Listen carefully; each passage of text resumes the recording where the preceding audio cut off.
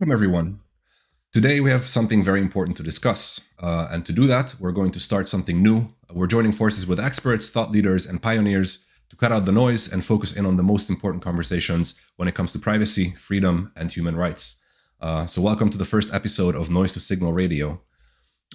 This conversation is very important. As I mentioned, it is about something very timely and very important. Today's topic is going to be chat control, also known as client-side scanning, which is back in front of EU legislators for a third time. If this legislation passed, it would mandate chat applications to scan all private messages in EU for bad things. That's all I'm going to say, even with end-to-end encryption enabled.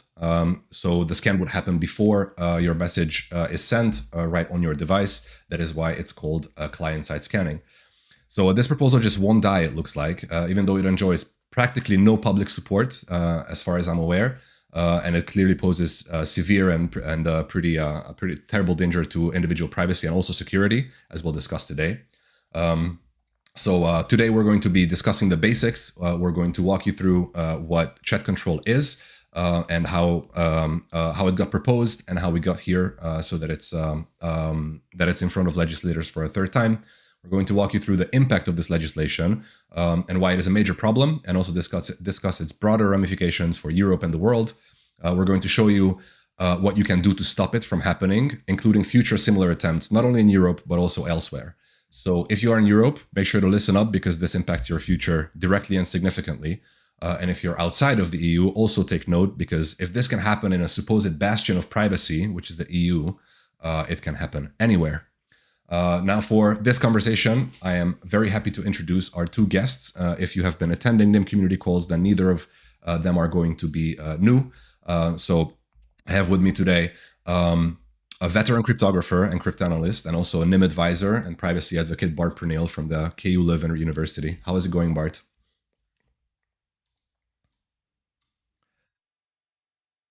I believe you're muted. I can't hear you. Sorry for that. Yes. Sorry, doing great. Thank you. I'm very happy to be on the show. And indeed, as you say, it's a very important topic. We've been engaging in the last years with colleague scientists to convince the European Commission that this is a problem. Excellent. Really looking forward to hearing your input on this important topic. And then, of course, I also have with me Alex Linton, the president of Session Technology Foundation, who are building a decentralized cross-platform private messaging application, Session. How is it going, Alex?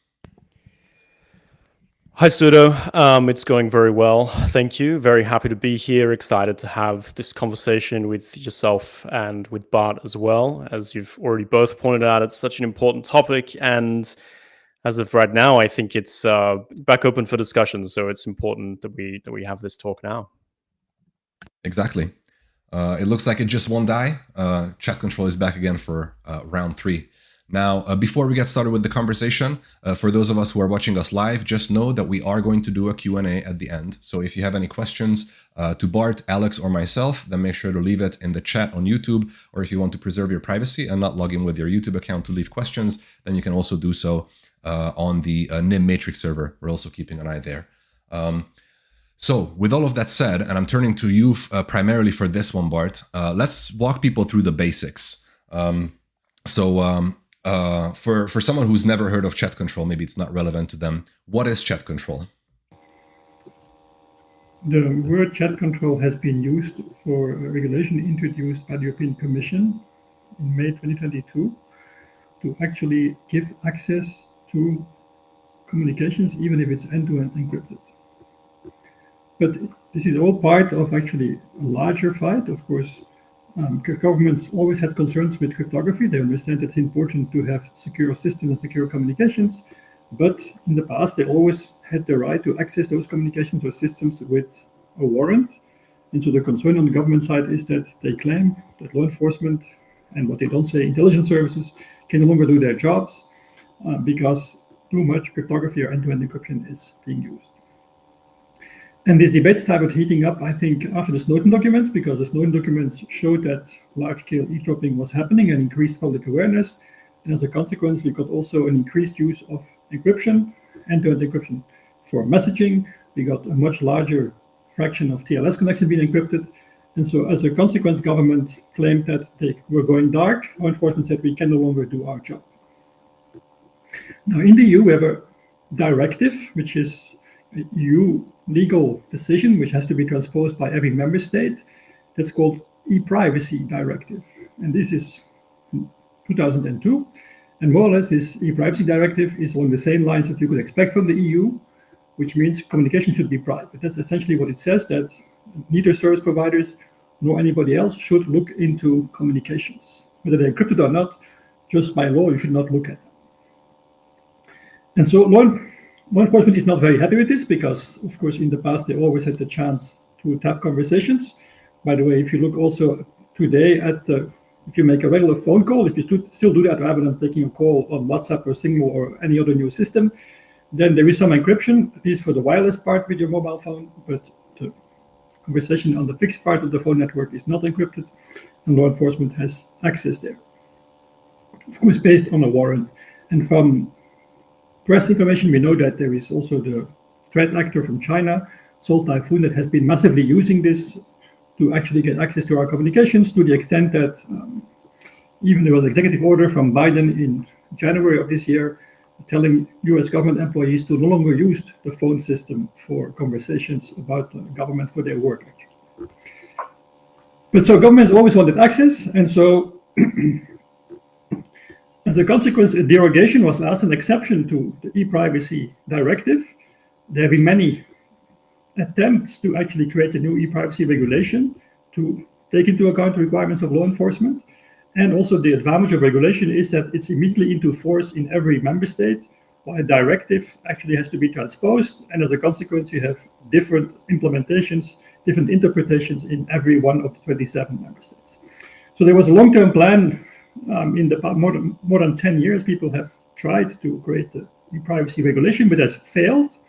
And then as kind of minimal effort, a derogation was voted by the European Parliament that said, well, for certain things you can actually access communications, and one of them is detection of CSAM.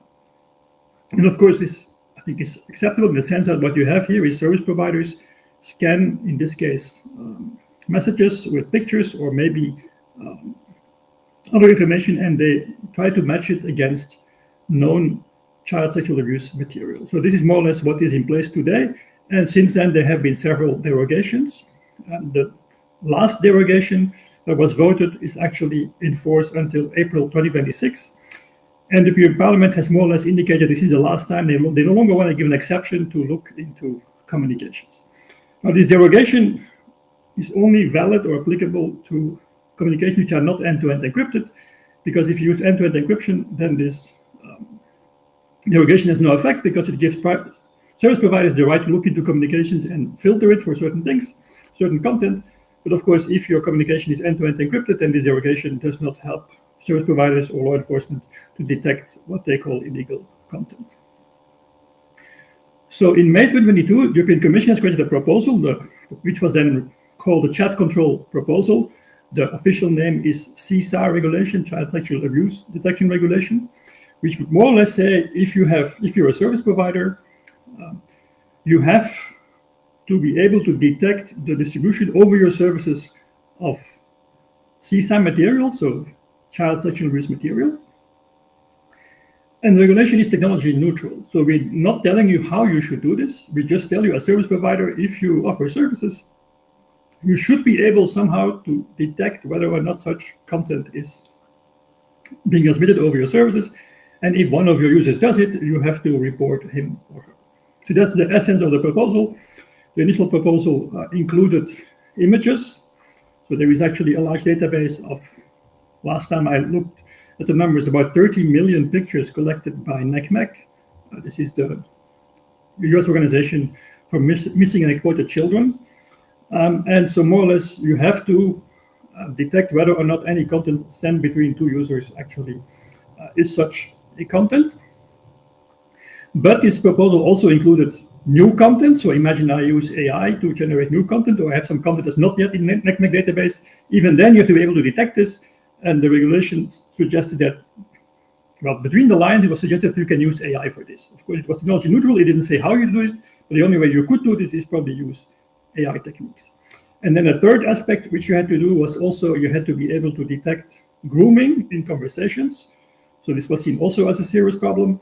And this actually gave it the name chat control. And again, AI would have to be used probably to detect, to make the difference between a grooming conversation and a regular conversation between two people on the internet.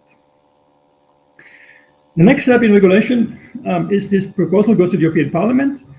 And the European Parliament had a very intense debate about this. There was a new impact assessment made because the original impact assessment in which the impact of regulation is looked at on the cost for service providers, but also on protection of fundamental rights. The initial analysis was pretty superficial, and so the Parliament ordered a new impact study, which I had the pleasure to be a co-author. And then as a consequence of this, actually, the European Parliament agreed on a much weaker version of this regulation. And one of the things the European Parliament removed was the fact that you had to also comply with detection orders in the case of end-to-end encryption. And also, of course, new content detection was also removed by the European Parliament. So the proposal that the Parliament eventually agreed on actually is much more reasonable. And part of the reason why the Parliament, or at least I hope that part of this, was that actually with a number of scientists, they wrote an open letter to complain about the original proposal by the Commission and to encourage the Parliament to remove some of the specific provisions. So, as I said, the original provision by the Commission had detection orders, which says you have to detect that illegal content is being sent, even if it's end-to-end encrypted. And the only way we know how to do this is actually to detect it on the client side, and this is known as client-side scanning. This means that every application that sends messages or video, such as WhatsApp, Signal, or any other application, would have to take any picture or video that is sent, and before sending it, compare it to a database of such illegal content. And if the database, if there is a match, then it actually has to report the user to law enforcement. That's more or less the idea. So the best way to compare this, because maybe chat control sounds, client-side scanning sounds very neutral, but I compare it always to putting a camera in every room in every house to make sure that nobody is beating their partner or abusing their children. So then the next step in EU regulation, so first the Commission make a proposal, then it goes to the Parliament where there was a discussion and they actually agreed on a much weakened version, which I think is much more reasonable and does not affect end-to-end encryption. Then the third party in Europe is the member states, and they work together in the Council, and every 6 months a new member state is presidency, as the presidency holds a chairmanship or chairwomanship of the Council. And so all the past chairs, all the past presidencies have been trying, since the negative vote of the Parliament, have been trying to come up with a new version and find consensus on this. Because as soon as the membership, the Council finds consensus, then everything enters into what's called a trilogue. And this is a conversation between the Commission, who has their own proposal, the Parliament, who agreed on their proposal, and then the member states who have their proposal. And then there is a long and complex discussion, all in private. There is nothing known about this. And at the end, a compromise comes out, and this is then finally approved pro forma by the Parliament. So this is more how it works. And so what we've been seeing in the last few years is every 6 months, the presidency produces a new proposal in which they tweak the proposal a bit and say, oh, now we solved all the problems and all the objections. Now actually the proposal is fine. And then some member states complain, and then another proposal is produced, and then there's more discussion. And so more or less, I kind of lost track, but we're probably already at a dozen proposals that have been leaked. And so if we see that a proposal is getting traction, then as academics, we try to actually write an open letter and talk to representatives and explain to politicians that, no, this new version is not does not satisfy us. It has problems. It makes us less secure. It's not going to be effective. We can come back to the details later. But this shows why this is a never-ending battle, because in fact there is enormous pressure from the ministries of Interior Affairs, from Europol, and also DG Home to find consensus and then go into the trilogue. And then finally, maybe also something for non-EU listeners, you should also be aware that discussions in the Parliament are public, the discussions in the Council are not. So in fact, everything we see are leaked documents because some member in the Council or some whistleblowers actually are unhappy and they leak proposals, and this is when we can comment and give feedback. But in theory, this whole conversation should be completely behind closed doors, and we should not know about it and just see the outcome and only see the agreed outcome. I hope it helps a bit to sketch the context. And maybe as last point, so there was the Danish presidency started 1st of July. They made a new proposal end of July, which was leaked. We wrote a new open letter because we were warned that there would be a vote on the 12th of September, an informal vote to see where everybody was. And so the good news is that, so we got our letter signed by almost 700 scientists in a very short time. And so the good news is that Germany, Belgium, Netherlands, Luxembourg, Poland, Slovakia, Austria, and Finland voted no, and that's enough for now to block it. And then also a few countries abstained, Estonia, but now seems to be more against, Greece, Romania, and Slovenia, and all the other countries voted in favor. And so what Denmark will now do is weaken the text a bit or try to make compromises and say formally to Germany, if we remove this and replace that with the Denmark, can you then change your no vote into a yes vote? This is more or less the diplomatic process that is happening. So we don't know what the next version will be, but of course Denmark will do everything they can to change the text to convince the no votes until the fraction of no votes is small enough and then the proposal passes. Okay, that explains the context. And so the next big vote actually is apparently on 14th of October. That is excellent. That was an excellent overview of the prehistory and the history of what's on the table these days. Just a quick question before I turn to Alex, I really want to hear his thoughts on what it would mean for session, whether they would comply or not with such regulations. If you had to look into a crystal ball, based on everything you know, Bart, do you find it more likely that this will pass in its current form, or not? Will it get very significantly watered down and pass, or what's the expected result of this current state? I think it's very hard to predict. So personally, I am concerned that the member states are going to agree on some form of scanning. Maybe so. In the last proposal, the use of detection of new CSAM with AI was added again. So I think that may have been negotiation strategies. I think they will be removed again because we actually know it doesn't work at all. There is no technology that can do this in any reliable shape or form. But I'm kind of pessimistic that the Council eventually will find agreement. And then, of course, it's still very difficult to decide or predict what will happen because the Parliament has said, no, we don't want you to access encrypted communications. And then the Council and the Commission say yes. And the problem is you can't be a little pregnant. Either you have access to encrypted communications before it being encrypted or not. And so given that two of the three parties seem to push towards this direction, I think if the Council gets an agreement, I think then will also be in the regulation. The question is indeed whether countries like Germany, Netherlands, Poland, Finland will remain holdouts and will stop this part of the proposal. Yeah, I just want to quickly add to what Bart is saying there. I mean, in the hypothetical world where eventually agreement is met and some regulation is passed and enforced, that doesn't mean that this story ends or that end encryption is gone forever, right? I mean, we're seeing this play out in the UK at the moment where the practicalities of actually enforcing this regulation can be quite disastrous and it can sway public opinion quite strongly, and that puts pressure back on our policymakers and our regulators again to potentially walk back or reconsider these policies. So I would obviously implore everybody, of course, we're fighting as hard as we can now, but also, if it gets to a point where an agreement is made on some kind of scanning, doesn't mean that we stop there. Alex, very good point on the UK, and hopefully that's the example that this is going to follow as well if it gets implemented. Can you please summarize for those who don't know what's happening exactly on the UK when the rubber hits the road on a similar piece of legislation? Yeah, so I mean, in the UK, I think what we're seeing play out at the moment is some naivete on the part of the policymakers in writing and conceiving of tech policy.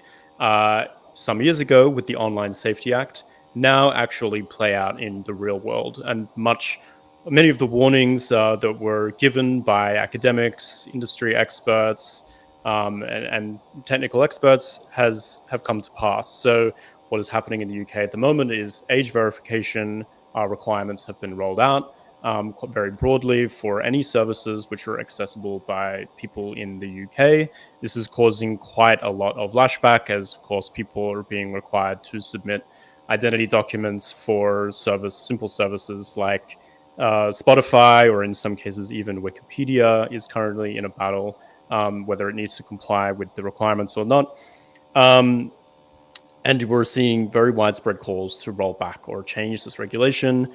And also we're seeing that it's very simple for most people to circumvent the requirements as well, using a VPN or perhaps, of course, a service like NIM to simply appear to whatever service it is that they're using, that they're not in the UK, they're not a UK person, and so their age doesn't need to be verified. And then we've now got this rather clownish and farcical kind of show where MPs in the UK are kind of begging people not to use VPNs because it's undermining their very well thought out and well-intentioned regulation, which most people are not listening to. And then there are stories, about MPs having publicly billed VPNs on their accounts and things like this. So it's a very it really goes to show, I think, that we need to be a lot more holistic and thoughtful when we're approaching tech policy. And a lot of the time, when you have academics and experts such as Bart saying, hey, there are some serious issues with what you're saying, it's potentially not possible, or there are serious challenges with implementing it, they're not making it up. The challenges are real, and you're going to face them down the line. Exactly. That's a very good point and very good summary as well. So thanks for that. So turning to you, Bart, since we mentioned circumvention, right? In the case of age verification and general, like region-based internet control and censorship, it's fairly easy. You just need to use a VPN, nim.com, by the way, or a similar tool, and then you're off to the races. What about chat control? If, let's say, theoretically it passed in its current state as it's being proposed today, would we have any chances or any like obvious options to circumvent, or is it not that simple? I think what you could do, you would require quite some.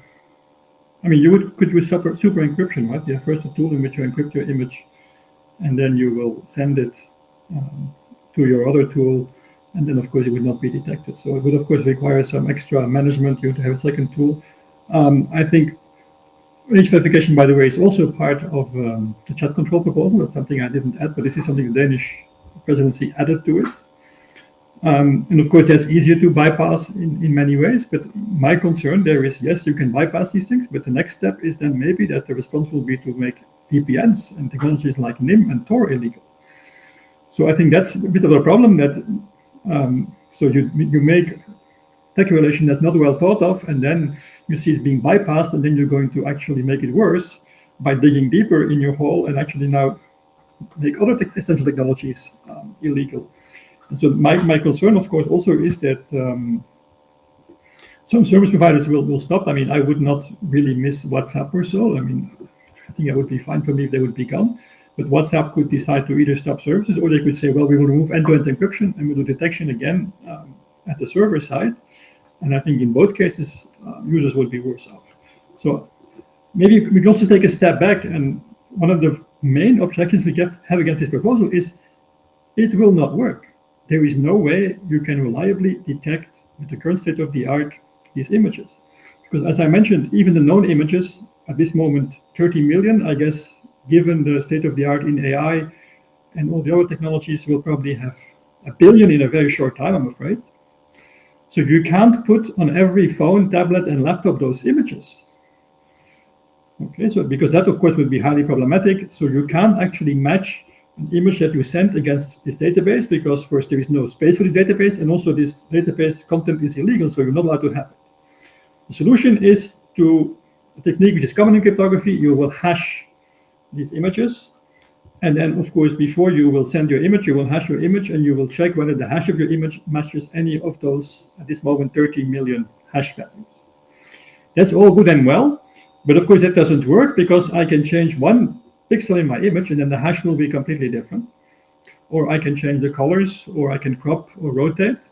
So what you need is a hash function that is insensitive to all these operations. So even if I change the colors, rotate a bit, crop a bit, and remove some things, maybe I even use some AI to edit some stuff, then this hash value should still be the same. And this is an interesting challenge. It's called the perceptual hash function, which is a function that if two images are for humans more or less the same, then the hash value should be the same or almost the same. That's a research problem that's known for 20 years. By the way, this is being used on the internet at quite large scale for detecting copyright violations. And of course, also today, when you send messages which are not encrypted and the e-privacy derogation is used, again, such a match is being done. It kind of works a bit, but you should be aware that the function used and the ones, there's a handful of functions used, and most of them are actually secret or confidential. And so it's kind of security by obscurity because we don't know exactly how it works. It's kind of not so easy to attack it. Now it turns out that most of the functions that have been used so far have now leaked in some form. Maybe not all the details, but at least DLLs are available. People can run them. And so people have shown that it's very easy to actually modify the image in such a way that the perception is still the same, but the hash value is different, so there will be no detection. So you can actually easily evade things. And there is actually a more serious problem, is you create an instant image of a dog or a landscape that has the same hash as a CSAM picture. And so I can send such pictures to everybody on the internet. If we start sharing this, everybody of these people will be triggered.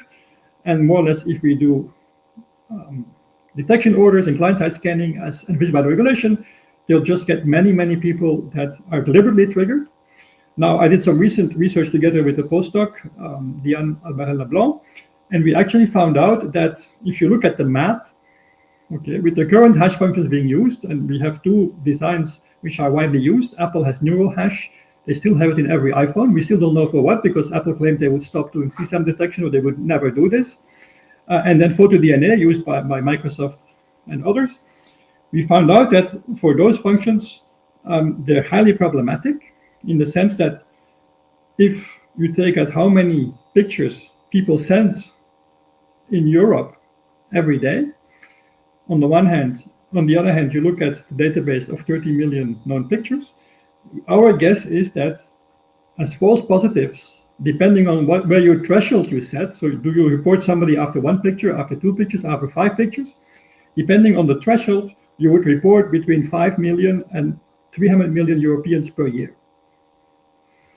So, but even 5 million would be highly dramatic. That would mean that more or less you need a whole institution to deal with all these things. Look at those images and to then conclude that it probably is not CSAM. Yes.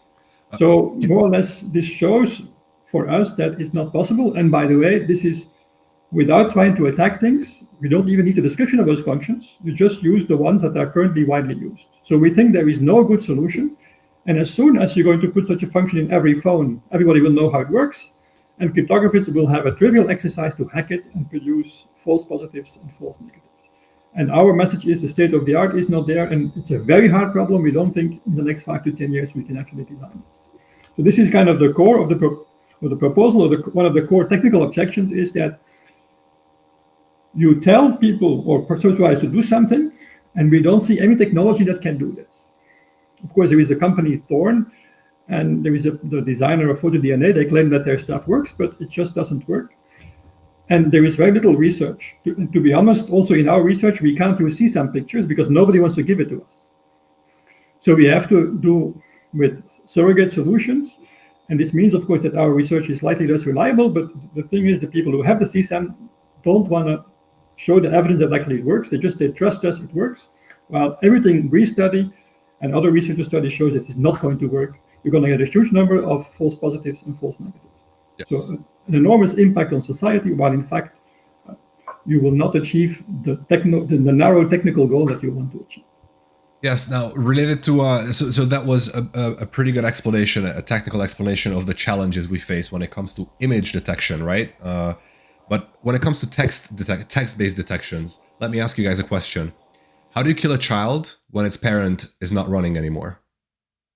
Now, this question, right? If you're a Linux user, it's a completely normal question. But if you're not a Linux user, then it's a pretty problematic question because we're talking about killing a child, right? So just imagine the number of possibilities when it comes to like context-dependent issues with detection, and the amount of false positives that will be returned as a result. So this really is not only is it pretty dystopian and scary from a technical perspective. The fact that, you know, prior to my messages getting encrypted, they get sniffed. That's the I can't remember by whom, but that's the metaphor that was used. It's not like someone reads your messages just being sniffed as if there was a dog, you know, to see if something's there. Well, I don't want a dog in my house to sniff my stuff. Neither in my friend's house, neither like in all houses in Europe. That's not something that I want. Now, turning to you, Alex, hearing all of this, at Session, you guys take privacy very seriously, obviously, and you have like very strong technical ways of providing strong user privacy, including a decentralized onion routing network and all kinds of great stuff like that. When you hear all of this, what's your take? Like, is it possible at all that this could be done in a privacy-preserving way? And also, you know, would you implement this? Would you just pull out of Europe if Session was tomorrow asked to implement this legislation in its current form? What are your thoughts? Yeah, I mean, first of all, responding to the question, you know, would Session implement this, or could Session implement this? There's kind of like multiple ways of approaching the answer. But firstly, we wouldn't do anything that would undermine the encryption of Session or the privacy of the people that use Session, ever. Emphatically, the answer to that is no, we wouldn't do it. Now, in terms of, you know, if this regulation passed and there was a requirement to implement some kind of scanning, how would we respond, or how could we respond? You know, it's quite complex, and I think Bart has already just outlined a lot of the issues that we would likely face, practically speaking, in terms of trying to create a technical implementation.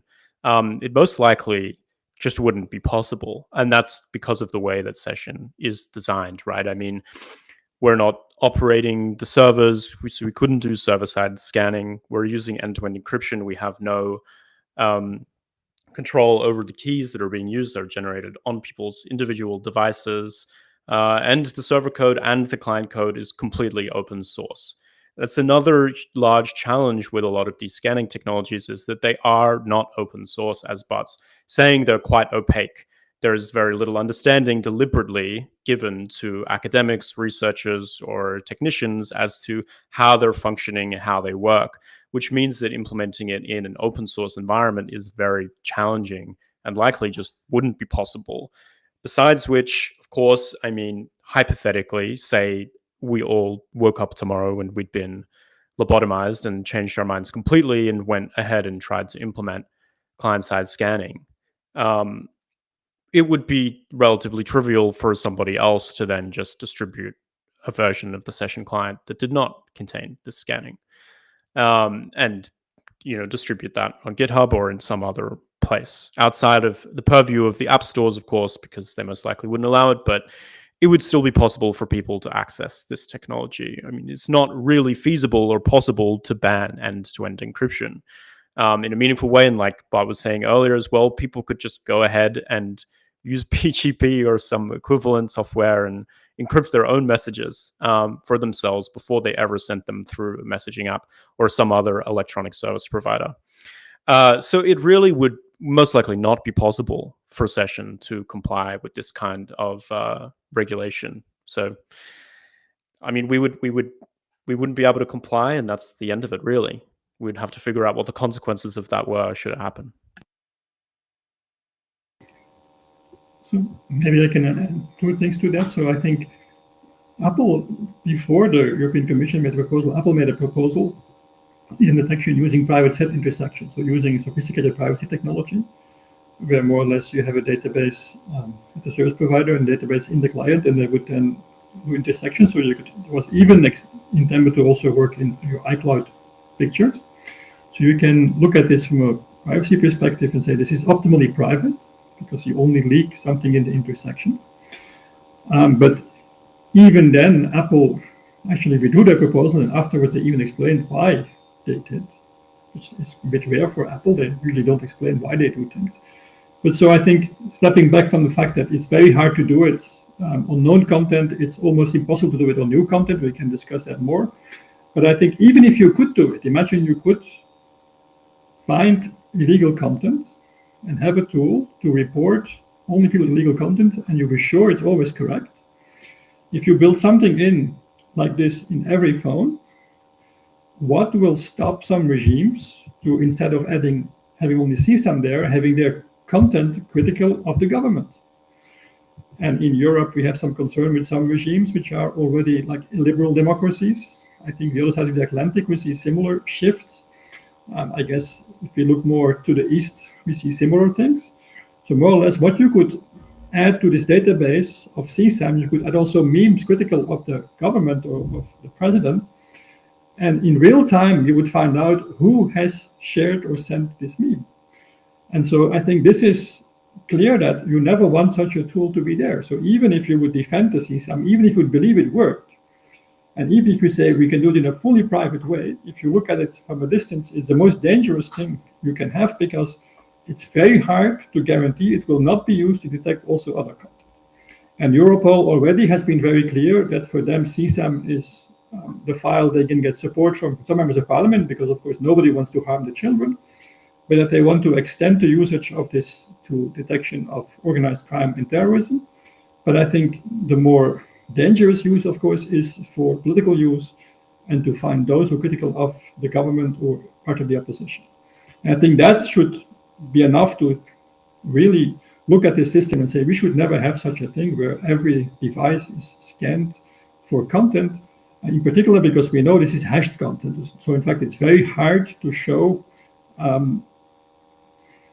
that we don't search for content that's not CSAM. Now, of course, the really hardcore cryptographers could say, well, I can prove in zero knowledge that it is, but I think this is very much, do this at any efficiency, I think is still very far away from anything that's ever feasible.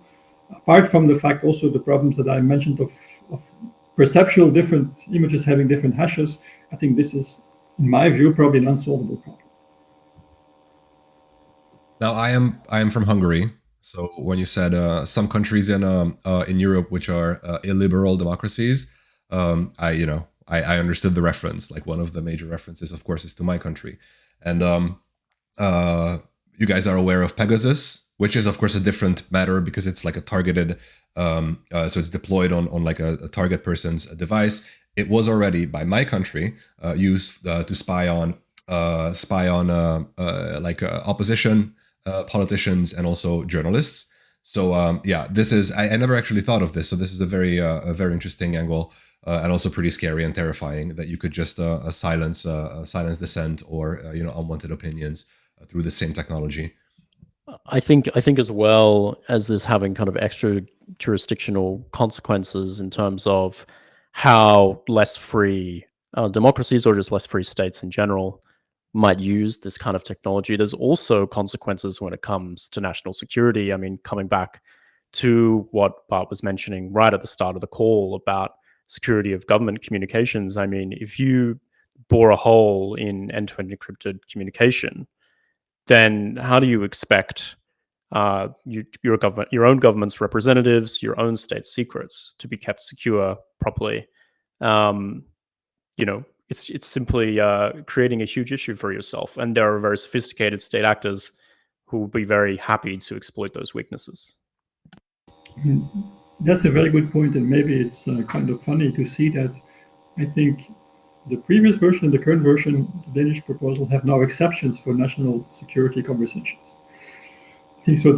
Even the council realized that what they were doing was shooting in their own foot, and so they now added a long paragraph about the fact that it would not apply to those systems, which again would mean that they would have their own version of the app, which I guess seems also highly problematic.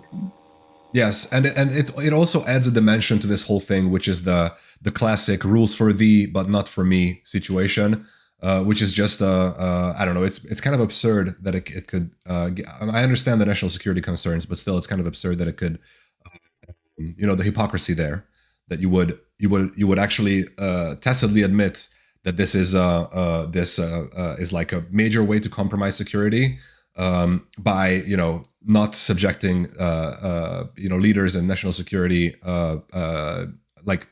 So conversations around national security or that had national security implications to the same tools, which actually just again admits the fact that this is dangerous. Now this brings me to a thought-provoking question, a bit more like a one layer of abstraction above all of this. Can there ever be privacy and security with a backdoor? Is that possible at all? Because we keep hearing that it is, not only through this story about chat control, but there's also a bunch of things that come out from the US from time to time. We seem to be arguing for this from time to time. Yeah, I mean, of course, it is not possible to have privacy and security coexist with a backdoor, and it is a complete fantasy to say that this is possible. You're right that we do see a lot of people out there try to make the argument and soften the appearance of what is effectively a backdoor when we're looking at client-side scanning. And that is because they understand that what they're doing is undermining privacy and is undermining security, and they don't want to say it in such plain terms. It has to be kind of steeped in this much more palatable and soft, gentle language, chat control, client-side scanning. It doesn't sound so frightening. Online safety. This is the type of language that is being used, and it is relatively compelling language. I think a lot of the time people are, compelled by it, and persuaded. It's persuasive language, but I think it's not a reality, and we have to keep reminding people that the conversation hasn't changed. We're still talking about a backdoor into encryption, which means that privacy and security for everybody that relies on it, which is effectively everybody that uses online services, is going to be undermined. Yes, that is very well said. Bart, I think you're about to say something. Go ahead. Yeah, I think the question is, who has then access to this backdoor? That you also have to answer if you come with a solution. Because, of course, people think it was law enforcement or it's Europol, but of course there is close to 200 nations and territories, and they have many police services. And I think the question is, who will then decide? I mean, imagine you could build it, and imagine only those could access. I think managing from a legal point of view, technical point of view, the access would be one thing. I think as scientists, we should be very careful to make no absolute statement about this. I do think that indeed, so legally it's a very legal problem. Technically, it is a very hard problem. Because even if you had legal decisions and you say, okay, the following 500 entities get a key, and can we now manage this? I think it's also very much dependent on the settings. So I would be careful making absolute statements. And I think in general, I think it's true that if you add a backdoor, then it's very likely that this backdoor will be compromised. And we've seen examples of this. The Juniper case is a good example. I think also the phone system. We now have the Vodafone incident, but now the Seoul typhoon. So we had these backdoors, and they were compromised as we predicted. So I don't think it's a simple question. Sorry to stop you, Bart. Just for those who may not be aware, can you please summarize what happened in these backdoor incidents? Are you telling us that not only the good guys had access to the backdoors, but also some bad guys? That's kind of shocking. Yeah, so I mean, in all these cases, so Seoul typhoon, this is the most recent case. This is a Chinese threat actor that has got access to our phone systems. And so our regular phone systems are not end-to-end encrypted. More or less, they still have also in part SS7, which is a system that is designed in the late 70s, so it's completely insecure. And once you have access to this, you can have more or less access to any phone. So this is that gave rise to the Biden executive order saying that U.S. employees should no longer use phones for conversations that are related to government matters, which is kind of a bit shocking, I think. But of course, it's all because U.S. government and the Europeans made sure there was no secure phone. Right? There was a decision they made, more or less a huge backdoor. Similarly, for mobile phones, because this applies to all phones, the Seoul typhoon, but mobile phones, there was the Greek Vodafone incident 20 years ago when it was found out that more or less the mayor of Athens, the prime minister, the generals, who is who in Greece around the Olympics, all their phone calls were intercepted and diverted using the law enforcement interface to some other phone. And then when the investigation started, just before that, all the evidence was deleted. And so that's also a typical example where this backdoor was used clearly not to detect drug dealers or terrorists, but actually another nation state probably did this. The Juniper incident, this is quite technical, but the NSA produced a backdoor random number generator so that if they would look at the nonce at the beginning of a communication session, typically the parties send random numbers to identify the session or to as part of the protocol. This comes from a random number generator. And so more or less the NSA designed the random number generator in such a way that if you see these nonce, you can then predict the next output, which is the session key that will be used to encrypt the conversation. And so it was very ingenious design. Cryptographers knew about this, they warned about this, but we didn't think anybody would adopt this scheme. And the NSA just bribed companies to implement it. And then it was actually shown it was present in Juniper, in one of their operating systems. So the backdoor was there, and then some researchers found out that actually a new version of the firmware had the same system, but then with the backdoor of somebody else in there, so a different key. And then the response was just of Juniper was to restore the original backdoor. And this is all described in a paper, and there was never any comment made, and the software was not stopped. Of course, eventually it was made obsolete, but more or less this shows that there was a backdoor that was actually taken over by somebody else and then taken over again by the original person. So the one case where I think there may be an exception, and this is why I just want to have a nuanced debate, I think it's not good to say this is always impossible, is if you look at the Apple versus FBI incident, we have confiscated phones. So in fact, today, if the police gets a confiscated phone, and if you use a proper password, it's very hard to get access. I'm not saying we should do this, but I think that's an example where it could be that, or you could conceive that the vendors and manufacturers have the police to get access to specific phones, because then at least you would be able to limit that to phones that are confiscated, which means not mass surveillance. Of course, if you would have such a system, it also means that every citizen who crosses the border risks that the other government will also confiscate their phone and do the same thing. So I'm not saying it's a good thing to have. I'm just thinking it's one example of a trapdoor, which also requires a confiscated phone where you can at least inherently limit the mass surveillance aspect. You can't limit all abuse, but it's not the case that every trapdoor or backdoor leads to mass surveillance. Whether we should have this is another debate, and I think if we should have this, at least we should look at the full design where we look at all the implications and how much it can be logged and demonstrated what was done and how much you can check authorizations. But it's very different from, I think, something like chat-controlled method scanning, which clearly can lead to mass surveillance. And so depending on the access you want, it may be you may have to give a different answer on the risk of backdoors. I have a clarifying question. You sort of like muddied the water a little bit. You say that not all backdoors necessarily lead to like adverse events, you know, when someone get access to something that they shouldn't.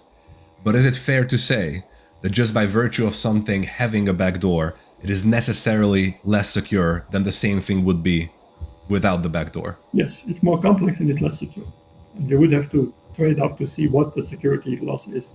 I don't want to muddle the waters in the sense that, Graham, that it's actually okay to have backdoors. I just want to say that if as scientists we make statements about these things, we should be very careful about what system we make a statement. Is it data? Is it metadata? Is it stored data? Is it data in the cloud? Is it on a device? And so on. So I think it's all different settings. By the way, the other side in the debate is very good at confusing all these matters. And they will also always come up, they will use an example from one setting for the other setting. That's why it's good, I think, to carefully dissect what the specific case in the specific need. And I think we all agree that client-side scanning, I mean, real-time access to somebody's device, this is probably one of the worst things. Right? This is at the same level or close to the same level as the zero clicks and the Pegasus tools. Right. I hope the audience listened up. That's all there is to know about backdoors. I personally think they are not very good ideas, basically anytime, anywhere, in any system. Now, I just want to turn back for a second to something Alex mentioned, which is sort of this sterile, like harmless sounding, innocuous language that is usually used for when we're pushing, when they are pushing for such legislation.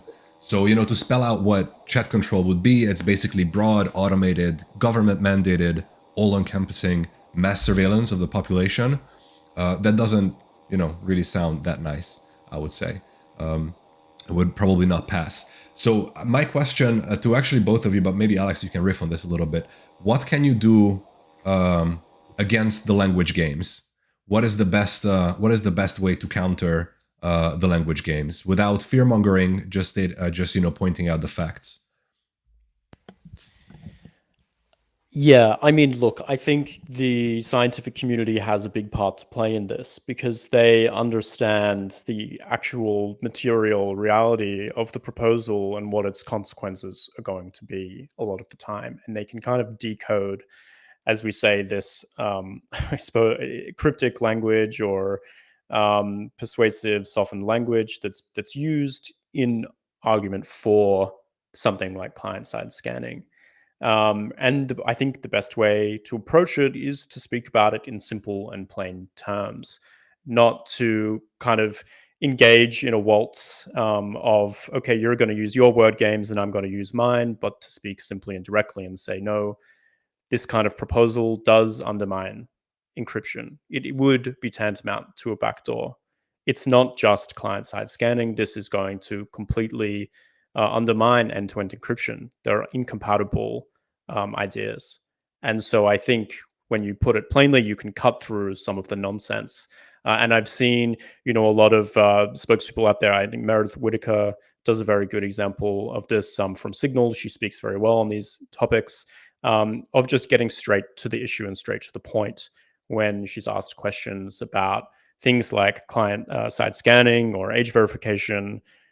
She's very clear about what the consequences are and what that would actually mean for people if this kind of regulation came into play, why it can't be implemented.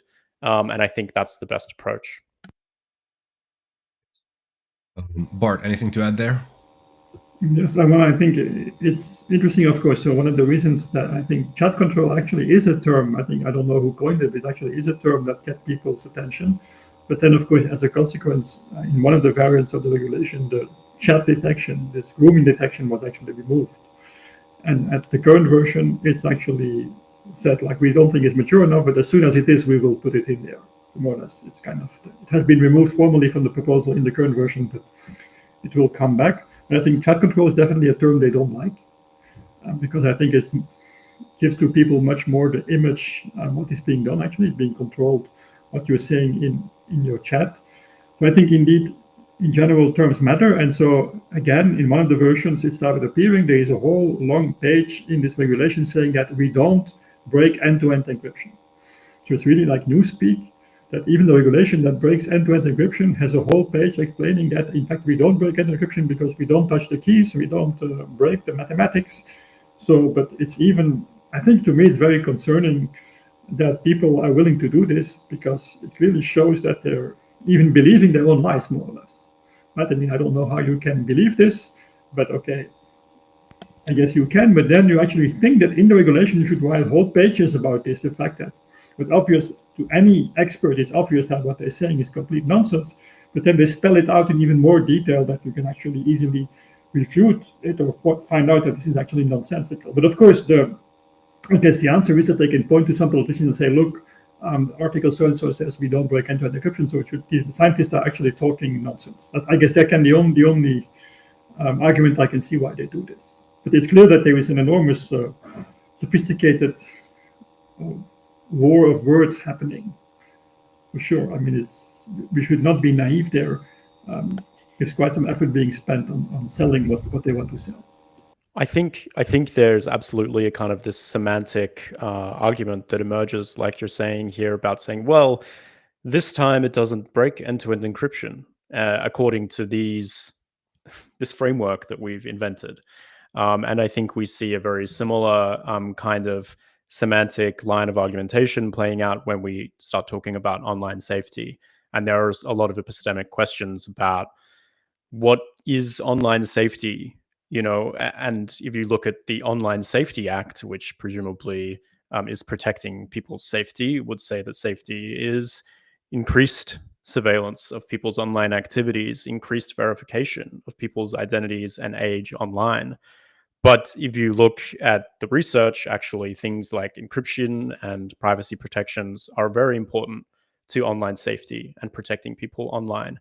And this is in direct opposition to the what is outlined in the Online Safety Act. So I think there are kind of semantic battle lines being drawn, and it makes it even more important, again, to rely on scientists and experts like Bart to very clearly draw what the material realities really are for the public.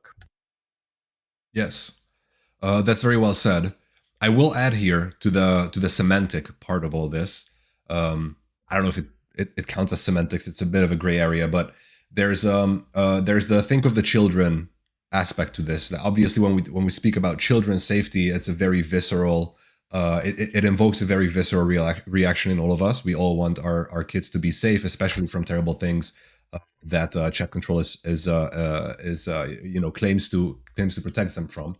And this seems to be a tried and true Trojan horse strategy. There's also the terrorists. That was a very common one and popular one back a few decades ago, right? Still is to some extent, to sort of position something as either in protection of something very, very important and very dear to us, which invokes these like emotional reactions in most of us, or fighting against something that is very bad and most people would consider very scary and very bad. What is our strategy against this? How do we fight this at scale, and how do we craft the right narratives that sort of make this strategy useless? If you have an answer to this is something I personally have not yet found an answer to. It's, I think, a very difficult question, but maybe we can together solve it today. So I think in both cases, these are at the core of it appeals to emotion, right? Everybody wants to feel safe. Everybody wants children to be safe and be able to prosper and grow in a safe environment. I think the way that we can kind of debunk this line of argumentation is to, first educate ourselves if we need to, but also then explain to others that these technologies, these proposals are not going to make children more safe. There is very little evidence to support this, and our entire conceptualization of child safety in online spaces is extremely flawed when we're looking at it through this lens of, increased surveillance of the general population. There isn't really the academic basis to say that this is going to solve the problems that they say that it will solve. And I think if we want to actually address the problem of child safety, then we need to take a very different approach and probably conceive of alternate solutions, that are evidence-based and do stand up to review a lot more strongly than the current policy that we have.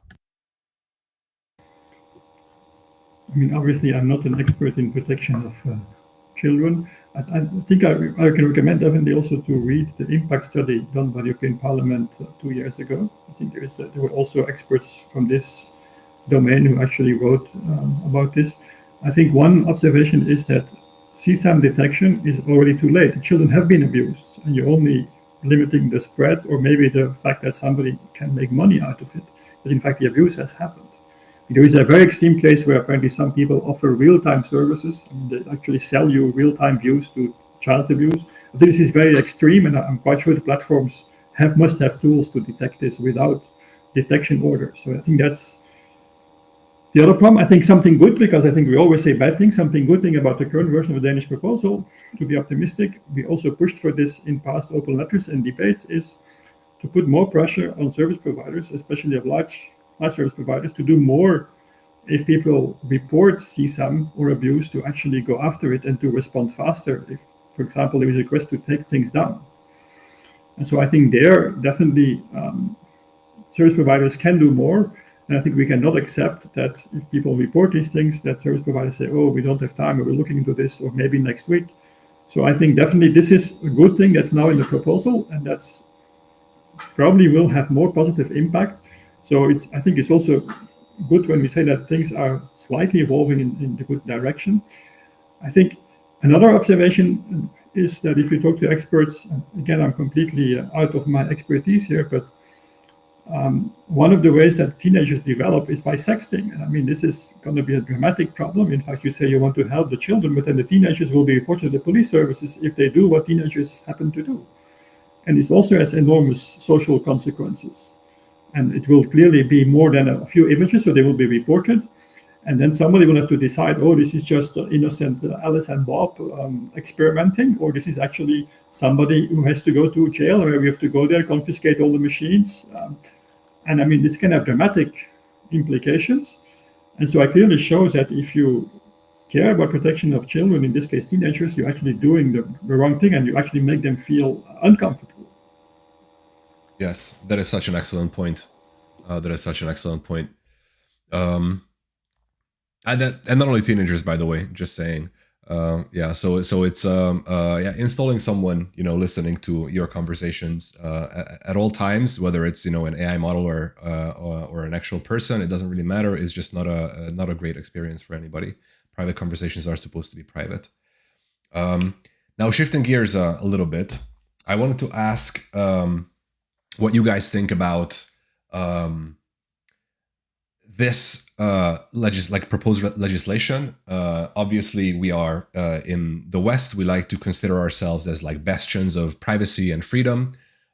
Yet, in Europe now, this is being proposed and seriously considered, and is back in front of legislators for a third time. Bart, you like to say that the EU has two faces when it comes to privacy. If you once again looked into your crystal ball, the same continent or same organization that came up with GDPR, which is absolutely leading the pack in privacy regulation, even though it didn't, I think, manage to hit all of the objectives that it outlined for itself, it is still, absolutely an exemplary example of privacy-preserving legislation. And on the other hand, we have chat control. Which side will win? In your opinion, how will this landscape shape in the next few decades? I'm not so optimistic. I mean, of course, optimism is a moral duty, but you clearly see a shift. I mean, a few years ago there was a working group, a high-level working group, and I was allowed to go in there once for a few minutes to talk about encryption, but it was clearly not what they wanted to hear. It was driven by Minister of Interior and Justice. And the working group was ironically called Going Dark. It's a term coined by James Comey in 2014, more or less in response to the Abbott encryption after the Snowden documents. And so this Going Dark working group has produced a report more or less saying that the police can't do its work anymore, so law enforcement needs more access. Then last April, the European Commission has released a communication called Protect EU.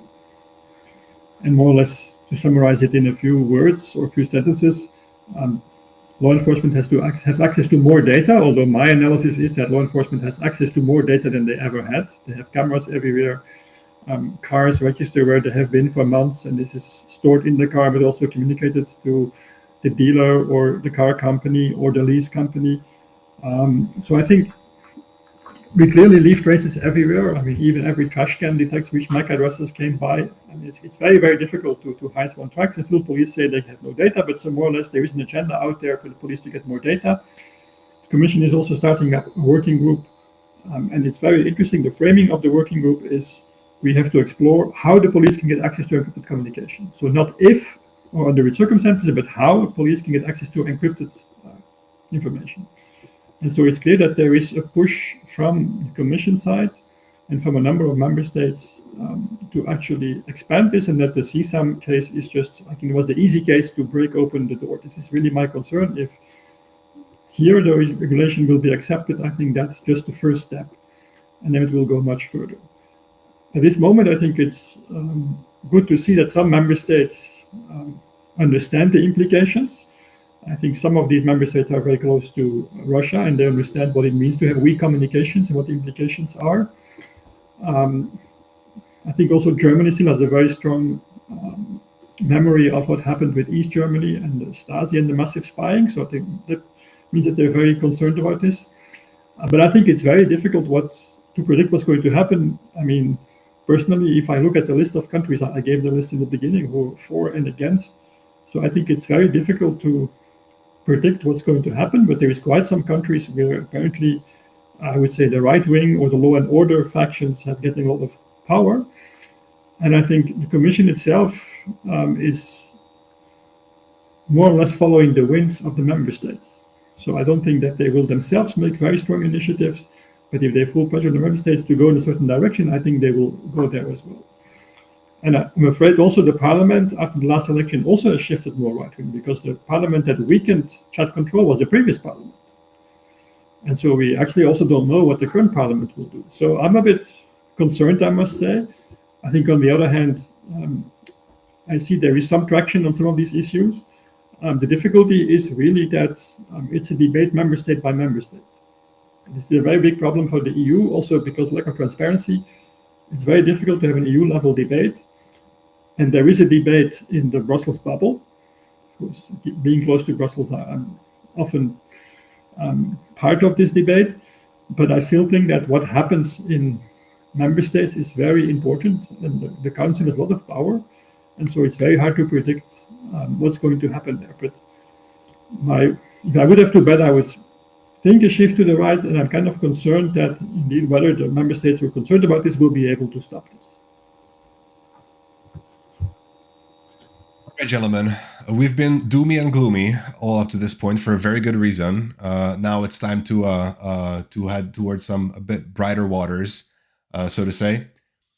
Let's talk about solutions. How do we solve the same problem that chat control is trying to solve, but better? I'll start with that question. A very easy question, obviously. So we have a ready-made answer. Alex, riff on this if you want. We have a ready-made answer, do we? That was sarcasm. Okay, good. I was wondering if you guys were in on something that I missed. There was something in the notes that I didn't catch.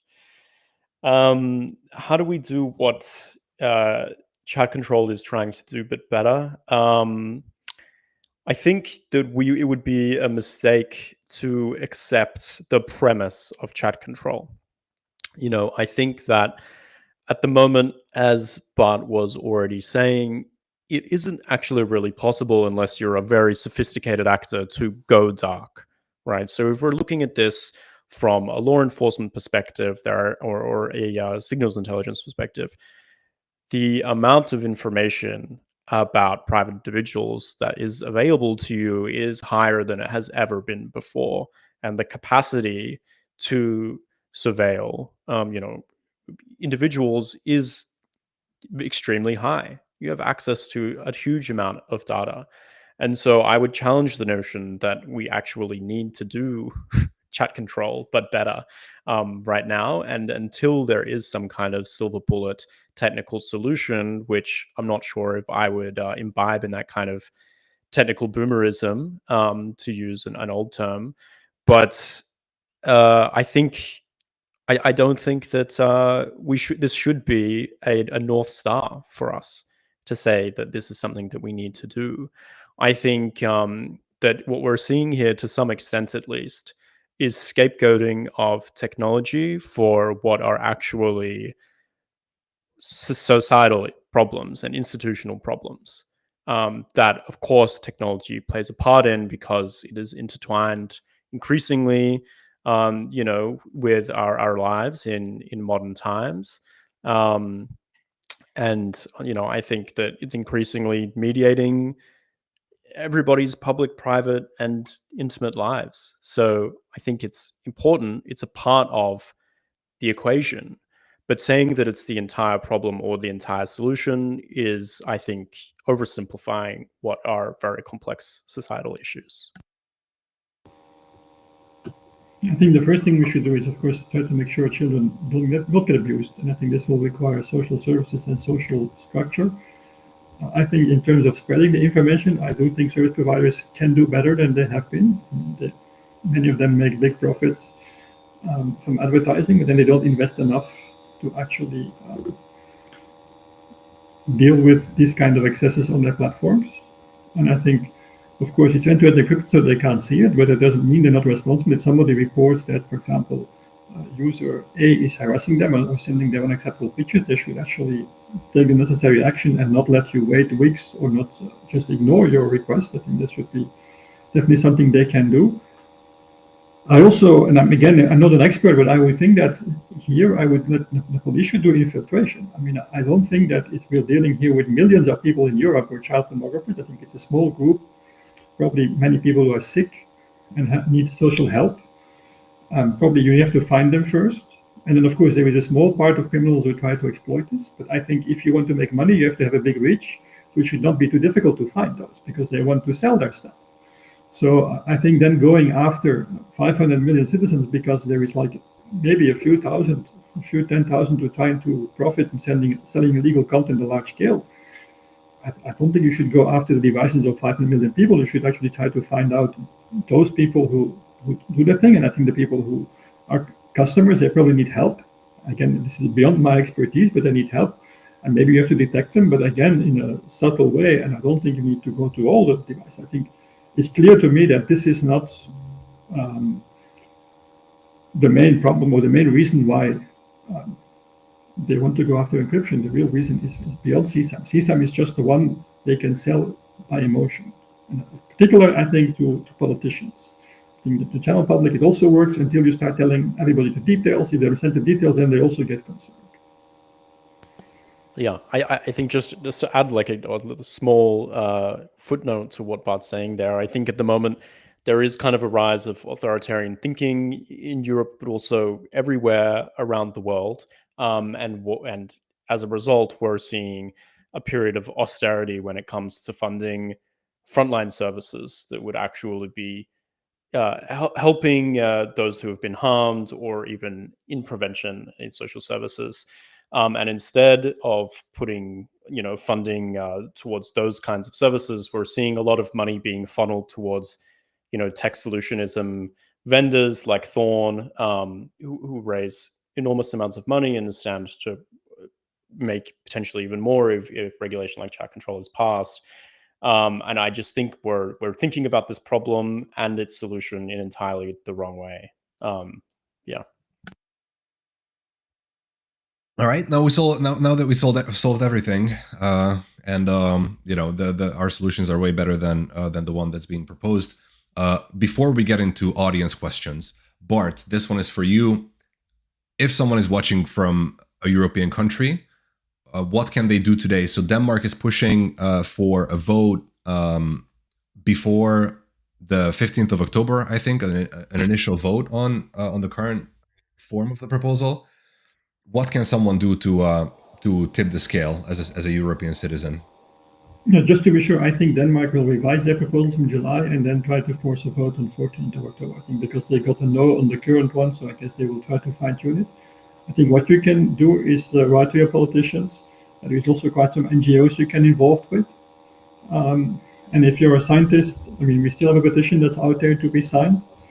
And I think in general, talk to people around you, talk about this issue, get in touch with politicians, try to get organized yourself. I do think that in general, this is a topic where you can talk about to many people and they actually do understand that this is problematic. So if you look up your MEP in your region, probably that's the best way to raise awareness. But be aware that the MEPs are for now not in the loop, right? I mean, the debate is now the member state's position. So typically it will be your Minister of Interior or maybe of Justice that will actually sit in the council and make decisions, or maybe your Prime Minister. So you should really try to reach out to them and write them letters and point them out that you don't like what is happening there. And of course, you can also put pressure on them to your national MEPs and the European ones. But I guess in this case, it's strange enough, it's a bit of a national debate. Eventually, of course, as I said in the trilogue, it will come back to the European level. All right, ladies and gentlemen, you heard it here first. I'm also going to share in chat a few excellent resources, a summary by Patrick Breyer about the whole chat control situation, lots of resources, lots of links, lots of possible learning here. So make sure to read this if you're interested. And then there's also a website called fightchatcontrol.eu. This is also an excellent resource. It has all kinds of information about the current support opposition and the undecided member states as well. All of them are listed. The actions that you can take are listed as well, and a whole bunch of information about both the history and the current state of this proposal. So if you're in the EU, make sure to take action as soon as possible. Now, with that, big thanks for this conversation, gentlemen. It was excellent. Let's jump into the audience questions. First question is from Beyond. And the question says, I think this is a great one. Are there any cryptographic methods that allow us to combat illegal content without undermining end-to-end encryption? I believe we partially answered this during the conversation, but let's refone it. Bart, I think this is primarily for you. Yes, I mean, technically you can use private set detection. This is the Apple proposal.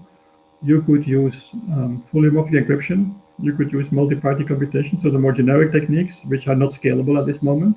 I mean, PSI, I think Apple showed it was scalable if it's cleverly designed. The cryptography part is fine, but as I pointed out, what we don't know how to solve is the hashing part. We don't have a perceptual hash function that makes similar inputs give similar results. It just doesn't work. We don't know how to do this, and it's very easy to fool. And again, I think this is a very dangerous field for cryptographers, because even if we could build the best solution, it would be abused by dictators or less democratic regimes. So the functionality by itself, I have some secret input, which I want to have verify whether or not you have this input on your phone. And if you do, I will report you. This is actually a terrible functionality to have. Maybe in the most extreme case, you could prove it's from a certain list, but given that, how do you prove something is CSAM if we can't even identify it? I think we're very far from having any workable solution for this. So I think if you look at the overall picture, I don't think it's a problem we can solve with cryptography. And it's actually dangerous because cryptographers will waive their fantastic papers, and if what they come up with a solution that actually can be abused to take away our fundamental rights under the on the excuse of cryptography solves the problem. So we have to be very careful here that we don't have this kind of privacy washing where clever cryptography is used to advocate for systems that should never be built actually. Yes, cryptography is very powerful, but it can't solve everything, and maybe this is one of the problems that it shouldn't solve. Thanks for that answer, Bart, and thanks for the great question beyond. Next up is a question to you, Alex. Does Session support perfect forward security already, or is it considered a work in progress? Cheers, folks. Thanks for the question. Yeah, no, Session doesn't have PFS currently. Basically, because of the way that the decentralized network works and the way that messaging infrastructure works with Session, PFS was extremely unreliable when it was implemented. And also, when we did an assessment, it wasn't offering as many practical benefits as it might in a centralized setup like Signal or WhatsApp.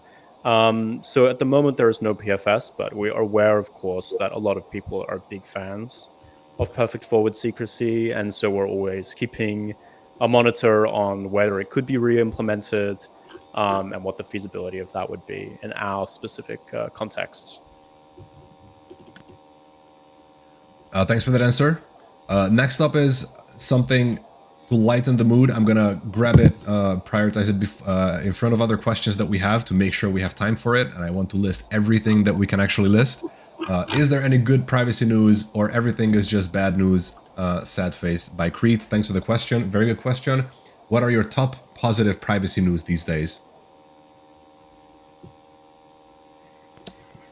It's hard to put my finger on one specific piece of news that I could point to and say this is positive for privacy. But I might make this a little bit more conceptual and philosophical and instead say, of course, there are a lot of tools for monitoring and surveillance, and a lot of the time we may feel that our privacy is being infringed upon. However, there is still a community of people who believe in, liberal democracy and see privacy as an essential human right and part of our civil life. And they are out there advocating in support of it and also building technology that helps people protect their own privacy in the modern world. It's true that the landscape has changed. However, it's still possible to take individual steps to protect your privacy. And the more that you do that and encourage other people to do so as well, of course, this has, kind of a herd effect on everybody and helps preserve privacy for the wider public. So I think, things seem dire because we're always talking about the problems, but we are still making progress. There are still ways to preserve your privacy, and don't just give up, I suppose, is the most important thing. Never give up. You heard it here first, ladies and gentlemen. What about you, Bart? Any input on this one? Yeah, I do think we make progress with research. I mean, for now, of course, we still have, I think the big challenge I see is that it's still an unequal and unfair battle in the sense that more and more information is being collected. And I think also with AI, the analysis of those information, for example, the fact that you can now take any picture and more or less find out who it is. I think this is a new thing. Of course, it's now 10 years old. This can be done. I think big tech can do this for more than 10 years, but this is now actually in the hands of more people. So I think there is some bad news. On the other hand, I think there is some awareness and some people who are seeing that this is not how it can continue. There is also people who develop technologies for this. I think in general for message privacy, we're doing a good thing because otherwise we wouldn't have these chat control proposals. So I think this is also a good sign, the fact that there seems to be a need for this. We see things like Tor and NIM and other VPNs getting more traction, and people understand that they should start using these things. Also something like Signal, which I think another example, and I hope that there will be competition. I think it's very good to have competition in this space and several options. So I'm looking forward to trying out sessions. So I think it's definitely good to have different options. So the technology seems to be being built, and maybe at some moment we enter like a switching point when people will be fed up with all our information being collected and traded all the time, and we have maybe at some moment we get fed up with surveillance capitalism and the fact that more or less also the EU is being colonized because we don't seem to have the hyperscalers. So maybe at some moment we come to our senses and realize we can build open systems that are secure and that actually don't do all this data collection. So I think it's technically possible, and it's just will require an understanding in society that technology has changed society so much and has taken away things it took hundreds of years to develop, has taken it away in something like 10 or 20 years. So maybe history moves a bit slower, and now it takes 20 years to actually get those things back. But I think in a bigger perspective, I still think that in the last 200-300 years, things got better in the world in terms of privacy and freedom. On average, I think we're now making a negative phase, but hopefully the pendulum will swing back, and technology will help to build a digital world where also human rights and privacy actually are more central. I think it's definitely possible, and I think it will depend on humans whether or not we want to do this, in society at large, and a number of individuals that come with great initiatives. Thank you for that answer, and thank you for the great question. That was the last one we had time for today, and what a conversation it has been. Big thanks to both of you gentlemen for joining me today. It was an excellent chat. It was great to bring to people's attention this problematic proposal, which hopefully will fail or get watered down to no end. If you are in the European Union, then make sure to take action. Make sure to contact your MEP. Let them know about this proposal. Any closing remarks from any of you before we wrap up here? Thank you for the discussion. It was a very interesting and open discussion, and it was a pleasure. And I hope it has been helpful to people to understand a little bit what's happening in this space. It was a pleasure to be on the show. It was my pleasure to have you. Likewise, thank you very much to you, Sudo, and to Nim for organizing this discussion. I think it's been a very important moment for this conversation to be had, and thank you so much to Bart as well for his insights and expertise. It's been a pleasure listening to both of you. Thank you, guys. If you're interested in listening to future episodes of Noise to Signal Radio, they are going to be available both here and also on a newly created platform, which is not ready yet. If you want to see as soon as it becomes ready, then make sure to keep an eye on the NIM Telegram and other socials, the NIM Twitter.